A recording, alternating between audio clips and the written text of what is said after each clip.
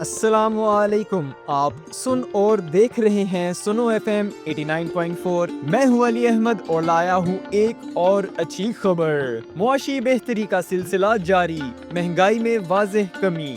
سال 2024-25 میں حکومت کی اچھی پالیسیوں اور بیرونی حالات کی بہتری سے ملکی معیشت بہتر ہوئی۔